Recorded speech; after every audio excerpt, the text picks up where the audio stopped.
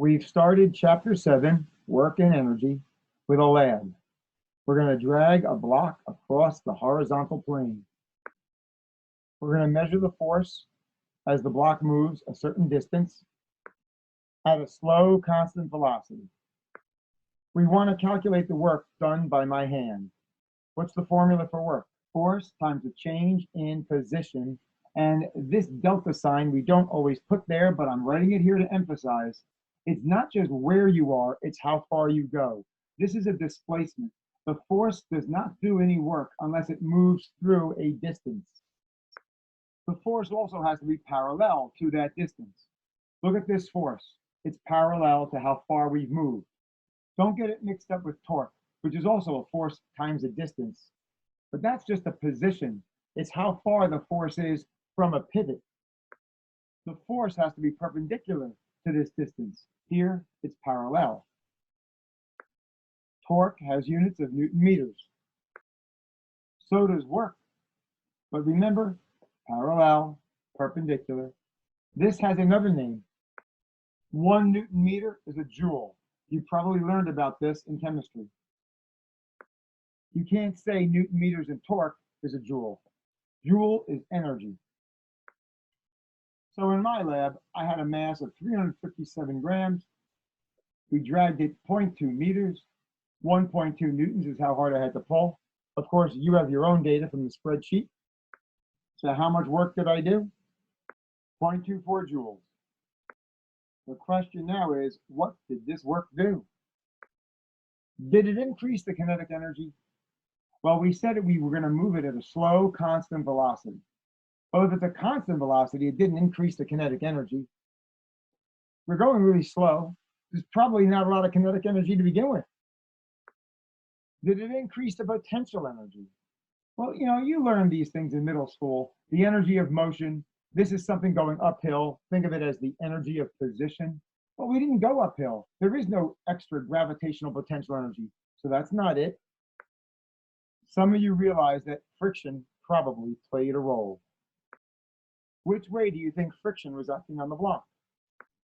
If we're going at a constant velocity, we're moving this way. That friction has to be equal to 1.2 newtons. Do you think the friction did any work? Let's see. Work is force times this distance. The force of friction is backwards. We're going to put in a negative 1.2 newtons.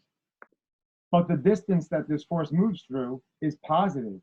The frictional force is backwards, but it moved this way. So the work done by friction was negative 0.24 joules. We did positive 0.24 joules. We put in energy, the friction took it away. It didn't go into kinetic energy. It didn't go into potential energy. When friction takes away energy, we call it waste heat. So to answer the question, what did this work do? It went into waste heat. Think of it as fighting friction. Well, some of you suggested that some of the work we did went into just moving the object. So we asked ourselves, how much work does it take to move an object horizontally?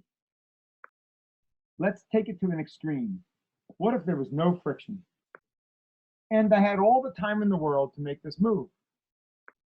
If the surface is frictionless, do I really have to pull with 1.2 newtons? Could I get it to go 0.2 meters if I pulled with 0.01 newtons? How about if I pulled with 0.00001 newtons?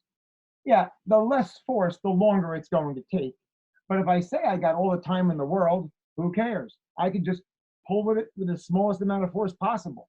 It'll eventually move horizontally. I don't even have to pull the whole way. All I have to do is give it a slight tap. I can just breathe on it, and it'll eventually get over there at a slow, constant velocity. So how much work actually went into moving this object sideways? 0. The only reason why we had to keep pulling was because we had the friction. In the next trial of the lab, we pulled the block up a hill. 30 degrees, same 0.2 meters displacement, but this time the force was 2.8 newtons. How much work did we have to do? Same formula. And the way we're pulling, the force is still parallel to the distance this force moved. Putting in the data, we get 0.56 joules. Now that's more work than the last time. What did this work do? Well, do we have a change in kinetic energy? No, we went up at a slow, constant velocity. We never had much kinetic energy to begin with. How about a change in potential energy? Did we go uphill? Yeah, we did. It definitely has the potential to come back down. It's got potential energy up there. Do you think we generated some waste heat? Absolutely. We still have some friction here to deal with. I bet you can figure out the waste heat if you use a free body diagram. How do you get the weight? It's just mg, and that works out to be 3.5 newtons. Doesn't that look familiar? How do we get the force of the gravity going down the hill parallel to the plane? We have the theta. We have 1.75 newtons due to gravity pulling down the plane. You can find the perpendicular component of the weight, and that's equal to the normal force, and that's 3.03 newtons. Now there's one more force we didn't put in yet. Waste heat? Yeah, there's still friction here. How can we calculate the force of friction? The force of friction, μk times Fn. μk can be found from the part of the lab where we pulled it horizontally. In the first part of the lab, the force of friction was 1.2 newtons, and the normal force was 3.5 newtons. That gives us a μk of 0.343. It's the same surface when we tilt it up, so we can still use that number. Everything we learned in the earlier part of the year still applies here. So I can take 0.343 times 3.03 newtons from up here, and I have 1.04 newtons. That's the force of friction.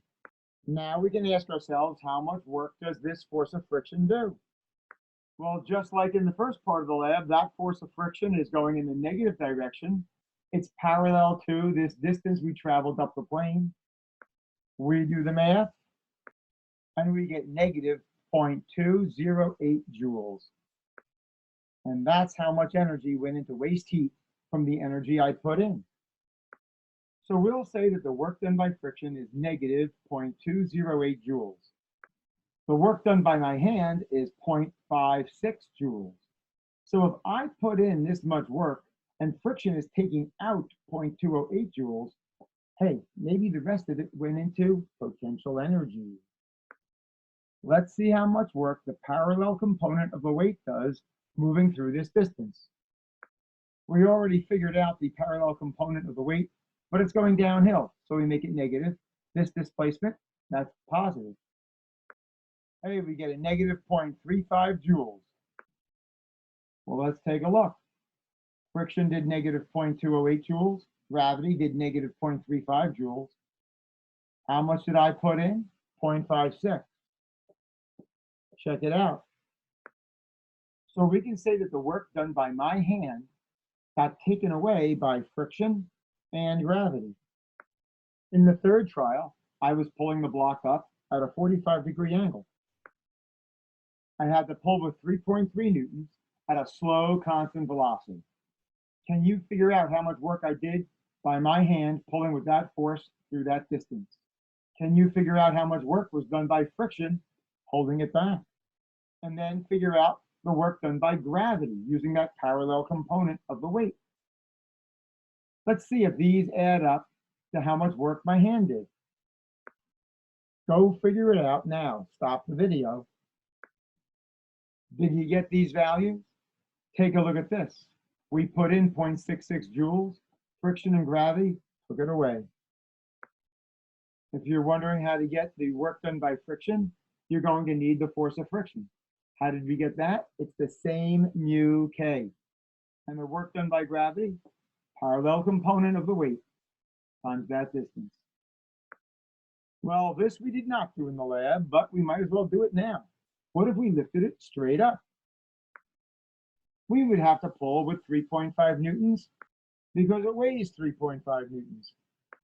We will still go up 0.2 meters at a slow, constant velocity. All right, give it a go. Work done by my hand, work done by friction, work done by gravity. Pause this video. 3.5 newtons times 0.2 meters, we have 0.7 joules. There's no normal force. There's no friction. So friction did not do any work. And what about the work done by gravity? We have a negative 3.5 newtons times a positive 0.2 meters, and we get negative 0.7 joules. We put in 0.7 joules, gravity took it away. So let's summarize. The scientific definition of work is a force times a distance parallel to each other. These are both vector quantities. The direction matters. Work is energy. It's a scalar quantity. If we have positive work, we put energy into the system. If we have negative work, energy was taken away.